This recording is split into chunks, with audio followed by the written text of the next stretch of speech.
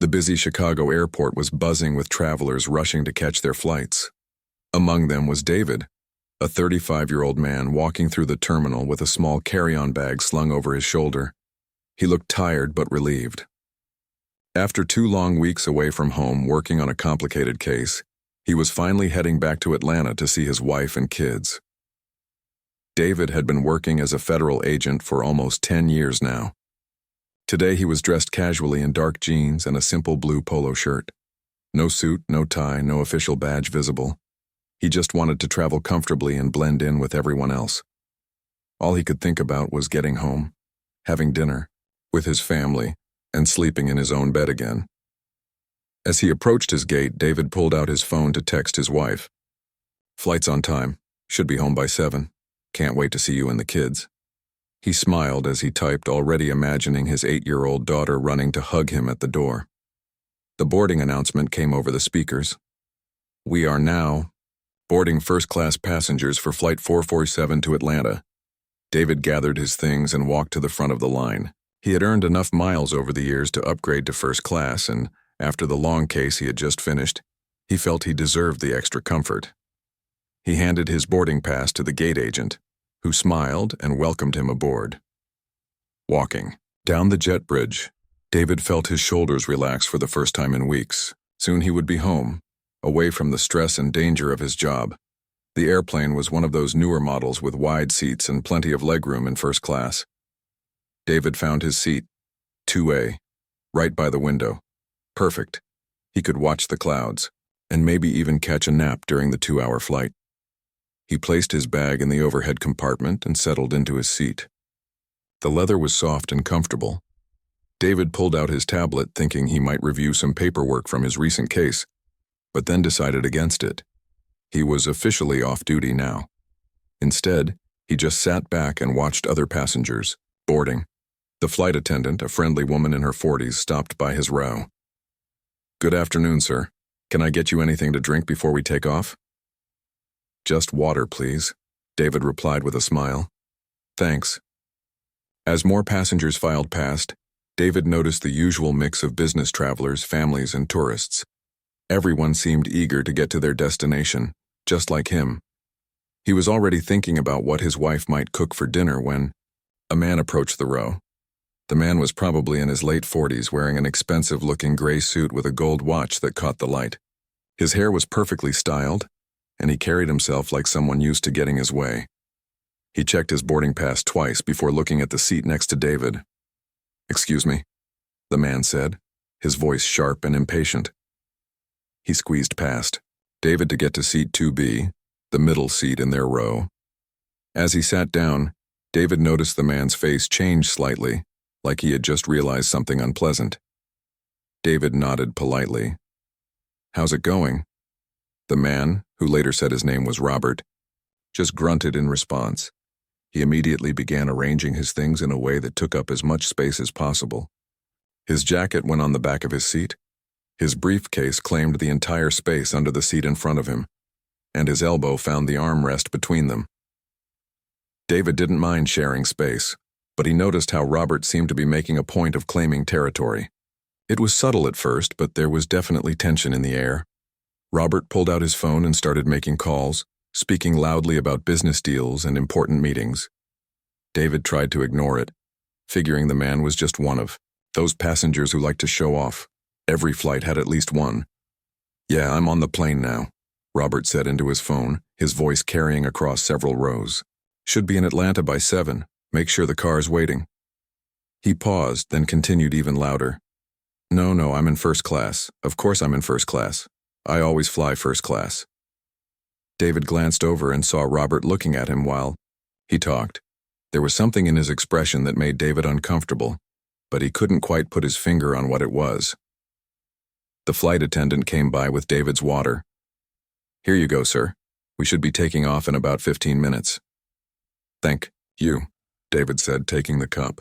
He noticed Robert watching this interaction closely, his eyebrows slightly raised. As the plane filled up, Robert became more restless. He kept shifting in his seat, sighing loudly and checking his watch. When another passenger walked by carrying a coffee, Robert made a show of pulling his expensive briefcase closer to his body as if protecting it. David decided to pull out his tablet after all. He had some case files he could review. Nothing classified, just general notes about procedures and protocols. It would help pass the time and maybe signal to his seatmate that he wasn't interested in conversation.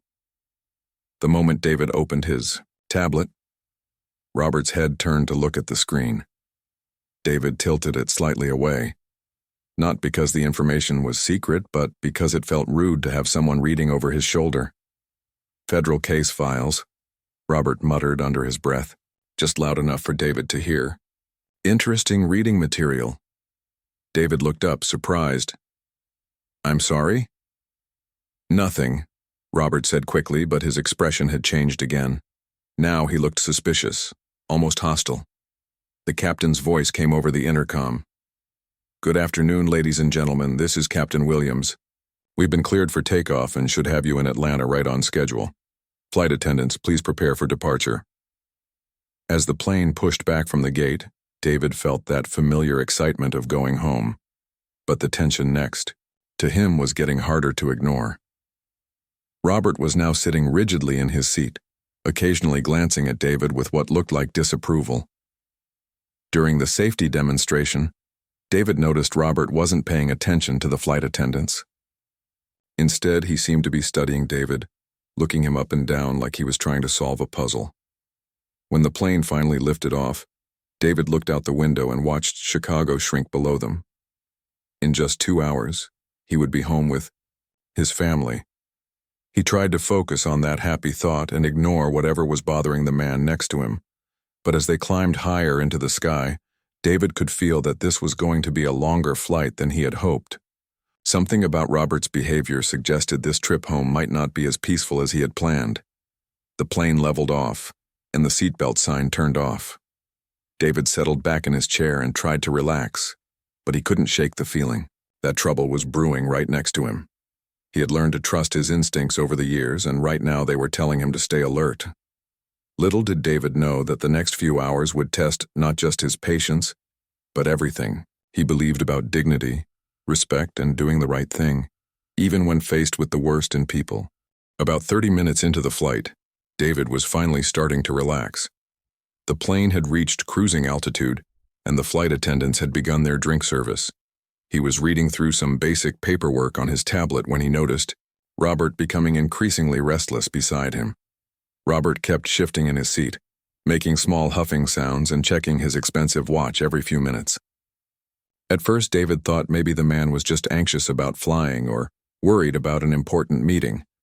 But then he noticed Robert's eyes constantly darting toward him, studying him with what looked like growing irritation. The flight attendant, a professional woman named Lisa, approached their row with the drink cart. "What can I get you, gentlemen?" "I'll have a scotch," Robert said curtly, "and make it a double. It's been a long day." "Of course, sir," Lisa replied politely. She turned to David. "And for you?"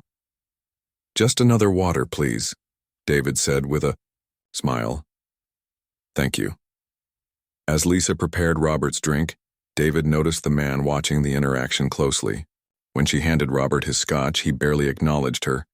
But when she gave David his water, Robert's jaw tightened noticeably. After Lisa moved on to the next row, Robert took a large sip of his drink and then cleared his throat loudly. David glanced over, wondering if the man was going to say something, but Robert just stared ahead with a sour expression. A few minutes later, Robert pressed his call button. When Lisa returned, he leaned forward conspiratorially. "Excuse me, miss," Robert said, lowering his voice, but not quite enough. "I was wondering if there might be any other seats available in first class. I'm finding my current seating arrangement uncomfortable." Lisa looked confused. "I'm sorry, sir, but we're completely booked today. Is there something specific that's making you uncomfortable? Is your seat not working properly?" Robert glanced sideways at David, who was pretending to focus on his tablet but could hear every word. "It's not the seat exactly," Robert said, his voice getting slightly louder.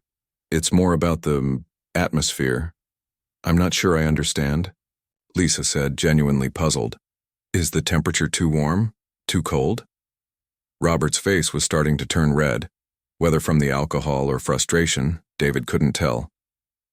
"Look, I paid good money for this seat," Robert continued, his voice rising. "I expect a certain level of comfort and appropriateness in first class." David finally looked up from his tablet. He could see other passengers in nearby rows starting to notice the conversation. A businessman across the aisle had lowered his newspaper, and a woman in the row behind them was leaning forward slightly to listen. Lisa still looked confused but was trying to remain professional. "Sir, I'm really not sure what you mean by appropriateness. If there's a specific problem, I'd be happy to help solve it."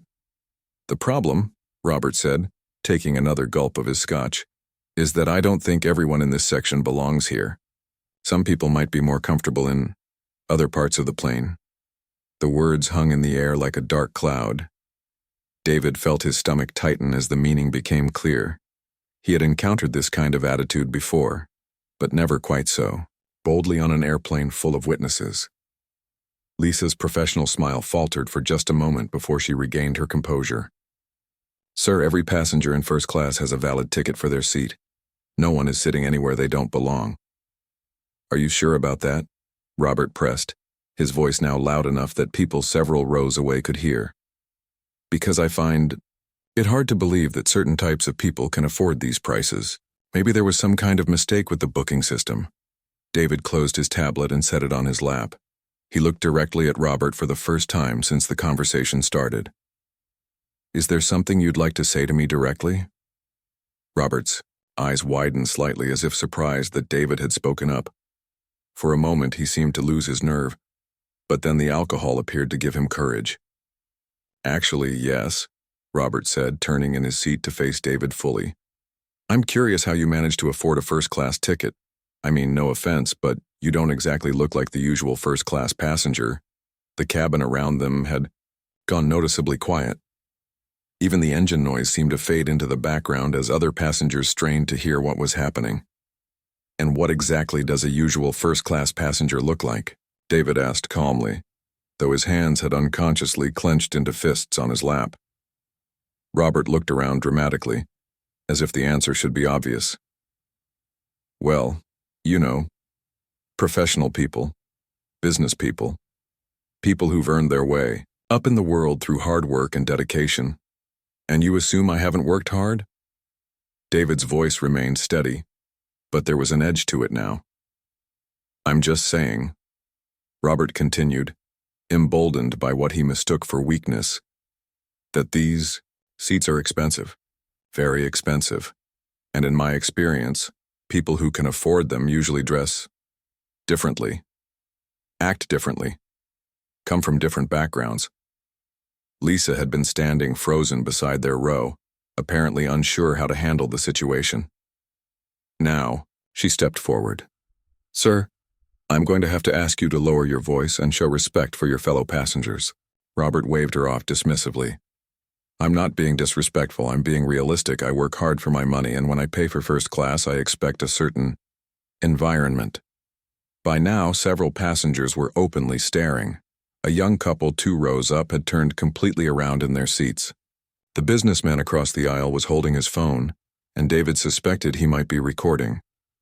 "What kind of environment would that be?" David asked quietly. Robert drained the rest of his scotch and set the glass down hard on his tray table, the kind where everyone belongs, where people know their place, where there aren't any questions about how someone afforded to be there. The implications were crystal clear now. David felt that familiar surge of anger that he had learned to control over the years, but it was getting harder to keep his voice steady. "Questions about how I afforded my ticket," David repeated slowly. "Based on what exactly?" "Based on reality," Robert snapped. "Based on common sense. Based on the fact that most people like you don't fly first class unless there's some kind of program or assistance or—" He paused, searching for the right words. "Unless something else is going on." "Something else like what?" David pressed. Robert leaned closer, his voice dropping to what he probably thought was a whisper but was still audible to everyone nearby. "Like maybe you're not here through legitimate means. Maybe this ticket was bought with money that wasn't exactly earned legally. The accusation hung in the air like poison.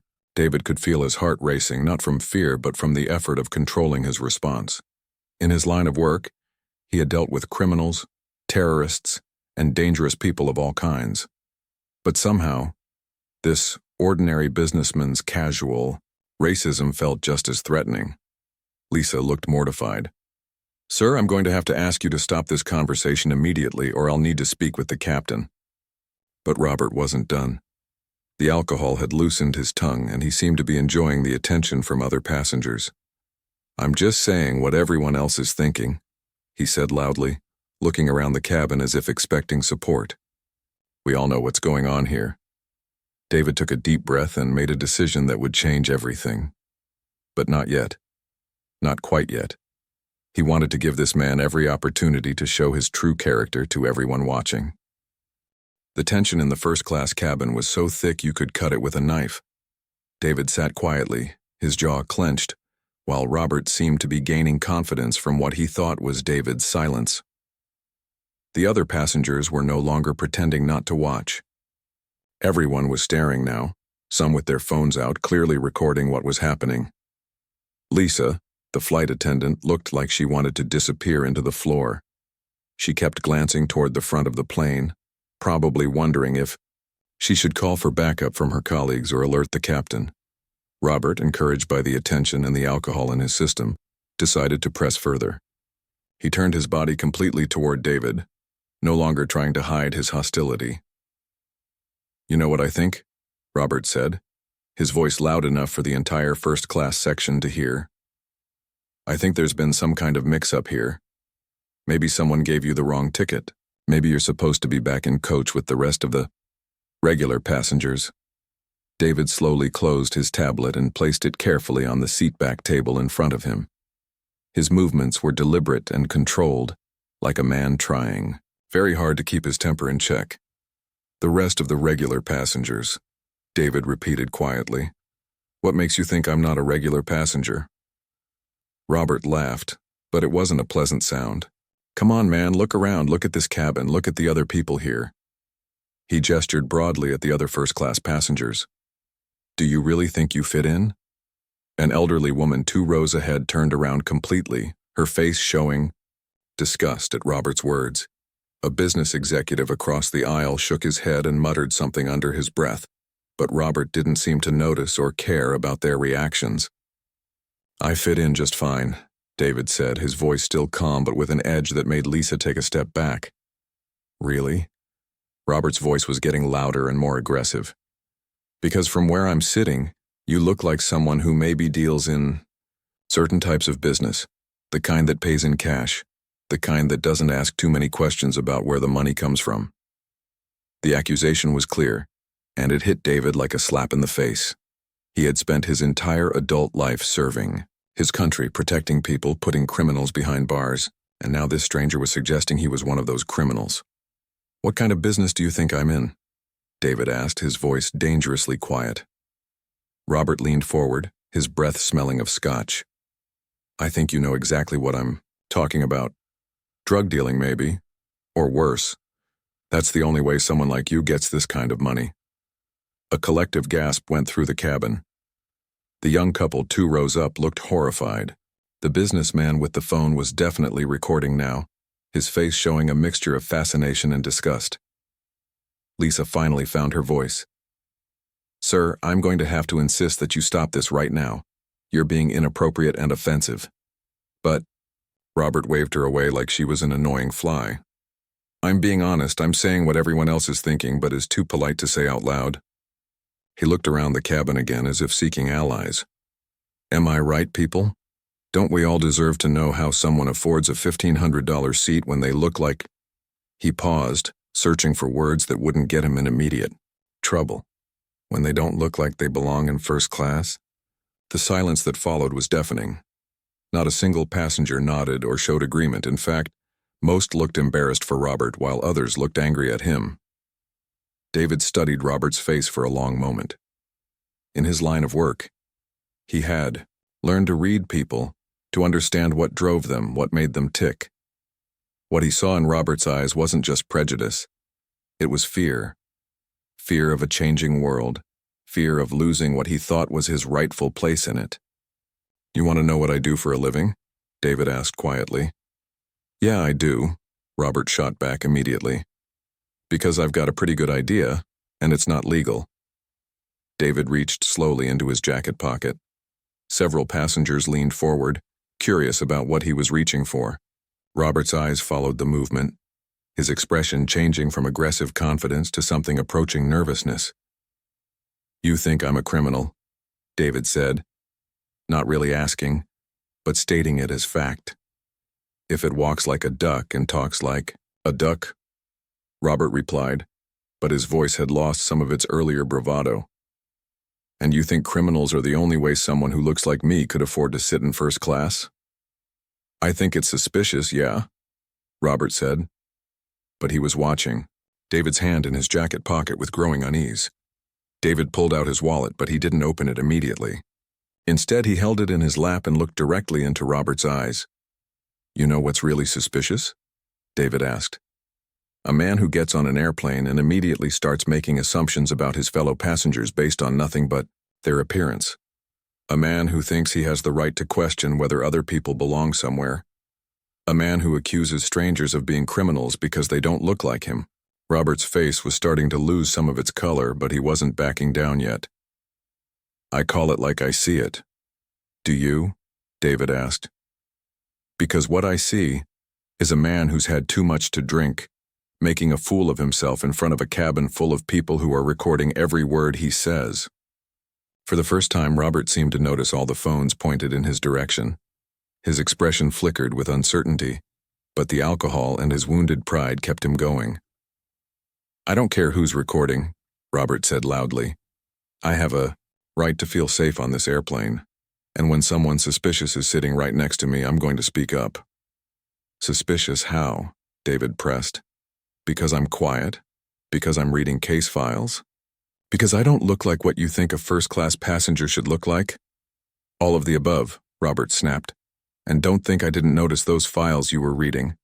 Government forms, legal documents, probably stolen or fake, or part of some scam you're running." David felt something inside him snap, not violently but like a decision being made. He had given this man every opportunity to back down, to show some decency, to remember that they were both human beings, sharing a flight home. Instead, Robert had doubled down on his prejudice and accusations. "You want to know about those files?" David asked, his voice so quiet now that people had to strain to hear him. "Yeah, I do," Robert said, but something in David's tone was making him nervous. David opened his wallet slowly, deliberately. Inside was something that Robert definitely hadn't expected to see. Something that was going to change this entire conversation in ways Robert couldn't imagine. "Those files," David said, still holding his wallet closed but ready to reveal its contents, "are federal case documents, official government paperwork, legal, legitimate, and completely above board." Robert's eyes narrowed. "Federal case documents? What are you, some kind of paralegal? Court clerk?" David almost smiled at that. Almost. Not exactly. The entire cabin seemed to hold its breath. Lisa had stopped pretending to work and was openly watching now. The other passengers had put down their books, magazines, and tablets. Everyone sensed that something big was about to happen. "Then what exactly are you?" Robert demanded, his voice cracking slightly. David looked around the cabin, making eye contact with several of the passengers who had been watching and recording. Then he looked back at Robert, who was still staring at the closed wallet in David's hands. "I think it's time you found out," David said quietly, and slowly began to open his wallet to reveal what was inside. The moment seemed to stretch forever. David's fingers slowly opened his wallet while every eye in first class was glued to his hands. Robert leaned forward slightly, his face showing a mixture of curiosity and nervous aggression. The other passengers had gone completely silent, as if they were watching a movie and had reached the most important scene. David pulled out a leather credential case from his wallet. It was official looking, with gold lettering that caught the airplane's overhead lights.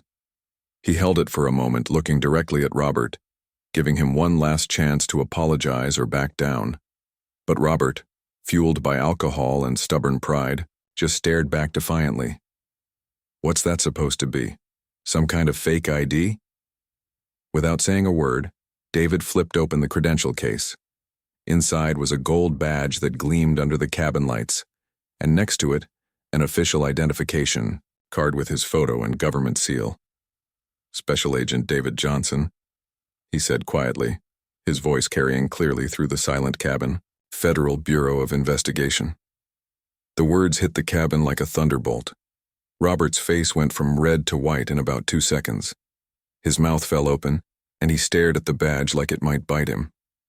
The elderly woman too rose up, actually, gasped out loud. The businessman across the aisle lowered his phone and shook his head in amazement. Lisa, the flight attendant, covered her mouth with her hand. She had been trying to keep the peace between what she thought was a rude businessman and a regular passenger. Now she realized she had been watching a federal agent endure racist attacks for the past hour.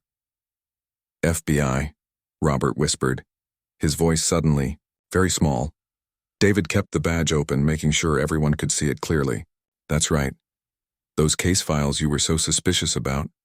They're from a federal investigation I just finished in Chicago, a case involving domestic terrorism and hate crimes." The irony wasn't lost on anyone in the cabin. Here was Robert, displaying exactly the kind of hateful behavior that David spent his professional life fighting against. Robert's hands started shaking slightly. All his earlier confidence had evaporated like morning mist. I didn't know." "You didn't know what?" David asked calmly. "You didn't know that black people could be federal agents? You didn't know that someone who doesn't look like you might actually serve their country? You didn't know that your assumptions about people might be completely wrong?" The questions hung in the air like accusations, which in many ways they were. Robert tried to speak but only managed to make small, stammering sounds. A middle-aged man 3 rows back called out, "Good for you, Agent Johnson." Several other passengers nodded in agreement. The young couple that had been watching the whole drama unfold gave David a thumbs up. But David wasn't done yet. He had endured 30 minutes of accusations, insults, and racist assumptions. Now, it was time for some truth. "You want to know how I afforded this first-class ticket?" David continued, his voice still calm but with unmistakable authority. "I earned it through years of service to my country, through putting criminals behind bars, through working cases that keep people like you safe at night." Robert was now slumped in his seat, looking like he wanted to disappear through the floor. "Agent Johnson, I'm sorry, I didn't mean—" "You didn't mean what?" David interrupted. "You didn't mean to call me a drug dealer. You didn't mean to suggest I was a criminal. You didn't mean to question whether I belonged in first-class based solely on the color of my skin." Each question was like a hammer blow. Robert flinched with every word, finally understanding the full weight of what he had done. Lisa found her voice. "Agent Johnson, I am so sorry about this situation. If there's anything we can do." David looked at her kindly. "You tried to de-escalate. You did your job professionally. This isn't on you." Then he turned back to Robert, who was now staring at his hands, unable to make eye contact. "For the past 2 weeks," David said, "I've been working a case involving people who think exactly like you do. People who believe that someone's worth is determined by their race. People who think they have the right to decide who belongs where based on the color of their skin." The cabin was so quiet you could hear the engines humming. Everyone was hanging on every word. "The difference is," David continued, "the people I investigate usually try to hide their prejudice. They know it's wrong, so they whisper it in private or post it anonymously online. But you felt comfortable enough to voice your racism openly in public, surrounded by witnesses." Robert finally looked up, his eyes red and watery. "I made a mistake. I'm sorry. I had too much to drink and I—" "You what?" David cut him off. "You thought alcohol was an excuse for treating another human being like garbage? You thought being drunk gave you permission to make accusations and hurl insults?" The businessman across the aisle spoke up. "Agent Johnson, I recorded most of this conversation. If you need it for any official purposes, I'd be happy to provide it." Several other passengers nodded, indicating they had also been recording. Robert looked around desperately, realizing that his behavior had been captured by multiple people. David considered this for a moment. "Thank you all. I appreciate the support, but right now I just want to finish my flight home to my family." He closed his credential case and put it back in his wallet. But the impact of what everyone had seen would last much longer than the flight. "The really sad part," David said, looking directly at Robert, "is that I spend my days protecting people. All people, including people who might not show me the same respect or consideration. That's what service means." Robert was now visibly crying, his expensive suit wrinkled and his perfect hair disheveled. "Please, Agent Johnson, I'm begging you. I made a terrible mistake. I'm not usually like this." "Aren't you?" David asked quietly. "Because what I witnessed wasn't a momentary lapse in judgment. It was sustained, deliberate, and cruel. That doesn't come from nowhere." Lisa approached their row again, this time addressing David with obvious respect. "Agent Johnson, would you like me to speak with the captain about relocating Mr. Robert to another section of the plane?" David thought about it for a moment. Part of him wanted the man moved, wanted to enjoy the rest of his flight in peace. But another part of him, the part that had dedicated his life to teaching people to be better, had a different idea. "No," David said finally. "Let him stay. Maybe sitting next to someone he wrongly accused and insulted will give him time to think about his actions and how he treats people in the future." The gesture was more generous than Robert deserved, and everyone in the cabin knew it. Several passengers looked at David with obvious admiration. Robert wiped his eyes with his sleeve. "Thank you," he whispered. "Thank you for not having me arrested or thrown off the plane or—" "The flight is only 2 hours long," David said. "But the lesson you should learn from this could last a lifetime. The question is, what are you going to do with it?" As the plane continued toward Atlanta, the first-class cabin settled into a new kind of quiet. It wasn't the uncomfortable tension from before, but rather the thoughtful silence of people who had witnessed something important, something that would stick with them long after they reached their destination. David reopened his tablet and went back to his case files. But now, he wasn't just reviewing old work. He was thinking about the case he had just lived through right there in Seat 2A. The remaining hour of the flight passed in a way that no one in first class would ever forget. Robert sat slumped in his seat, occasionally glancing at David with what looked like a mixture of shame and disbelief. The transformation was remarkable. The loud, aggressive man who had been making accusations just an hour earlier now seemed to have shrunk into himself. David continued reviewing his case files, but he could feel the eyes of other passengers on him. Some smiled when he looked up. Others nodded respectfully. The elderly woman 2 rows ahead had actually gotten up during the flight to walk past their row, just to whisper, "Thank you for your service," as she passed. About 40 minutes before landing, Captain Williams's voice came over the intercom. "Ladies and gentlemen, this is your captain speaking. We've been asked to make an announcement regarding an incident that occurred earlier in our first-class cabin." Everyone in the plane seemed to perk up.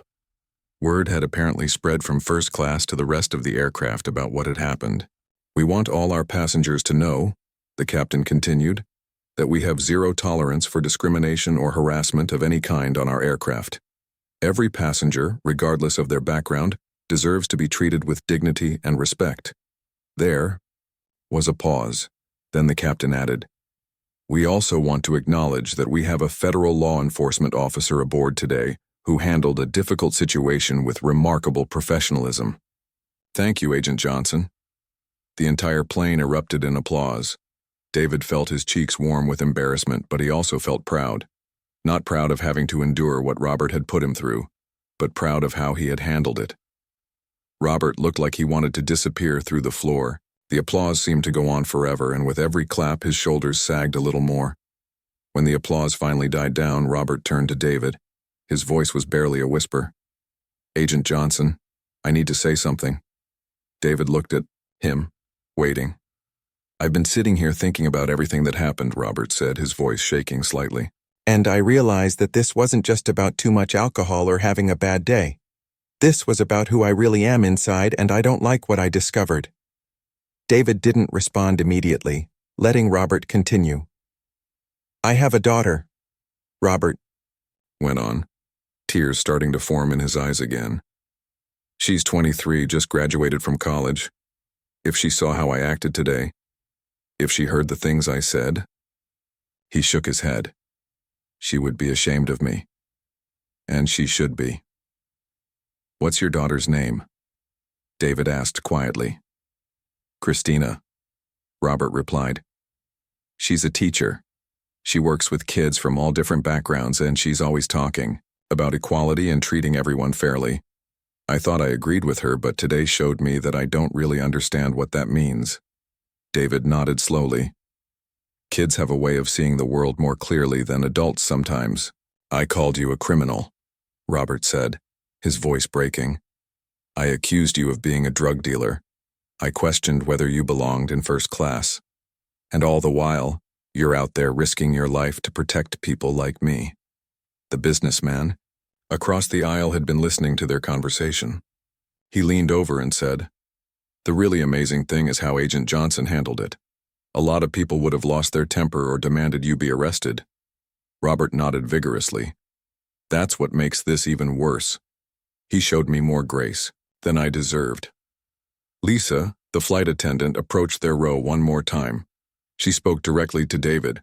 Agent Johnson, the captain, would like to speak with you after we land, if that's okay. And she turned to Robert.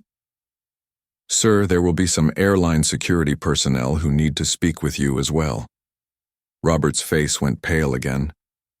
Am I going to be arrested? David looked at him for a long moment. That's not up to me.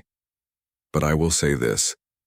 The fact that you seem to genuinely understand what you did wrong, and that you're thinking about how your daughter would feel, tells me something about your character. What do you mean? Robert asked.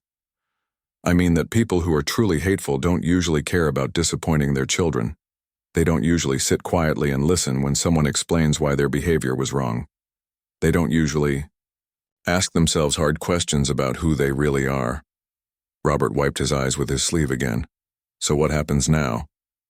Now you have a choice, David said. You can go back to your life and pretend this never happened, or you can use this as a wake-up call. You can examine your attitudes and beliefs and work to become a better person. The plane began its descent into Atlanta. David looked out the window and saw the city lights spread out below them. Soon he would be home with his wife and kids, but he knew this flight would stay with him for a long time. Agent Johnson, Robert said as they prepared for landing, is there anything I can do? Any way I can make this right? David thought about it. You want to make it right? Start by having honest conversations with your daughter about what happened today. Ask her to help you understand why your words and actions were so harmful. And then, when you see discrimination happening to others, speak up against it instead of participating in it. I will, Robert said firmly. I promise I will. As the plane touched down in Atlanta, David gathered his things and prepared to leave. The other first-class passengers started standing up, and several of them stopped to shake his hand or thank him again. The young couple from 2 rows up approached him. Agent Johnson, we just wanted to say that you handled that situation incredibly well. We learned a lot just from watching how you responded. Thank you, David replied. I hope we all learned something today. When it was time to deplane, David stood up and reached for his bag in the overhead compartment. Robert remained seated, apparently waiting for the security personnel Lisa had mentioned. Before David left the row, Robert called out to him one more time. Agent Johnson? David turned back. Thank you, Robert said simply. Thank you for showing me who I really am, and thank you for believing I can be better. David nodded. Everyone deserves a chance to grow. What you do with this chance is up to you. As David walked off the plane, he was met by airport security and a few colleagues who had heard about the incident. But he was thinking about his wife and kids waiting for him at home, and how he would explain to his 8-year-old daughter that sometimes adults make mistakes. But the important thing is learning from them. 3 days later, David received an email at his FBI office. It was from Robert along with a photo. The picture showed Robert and his daughter Christina at a community event supporting racial equality and civil rights. The message was short. Starting the conversation you suggested. Thank you for believing in second chances. David smiled as he read it. In his line of work, he didn't always get to see the positive outcomes of difficult situations. But sometimes, just sometimes, people really could change. The incident had been recorded by multiple passengers and shared on social media, where it went viral within days. But the story that spread wasn't just about racism being exposed. It was about dignity, grace under pressure, and the possibility of redemption. David became known not just as the FBI agent who kept his cool during a racist attack, but as someone who chose education over humiliation and hope over hatred. And that, he thought, was exactly the kind of legacy he wanted to leave.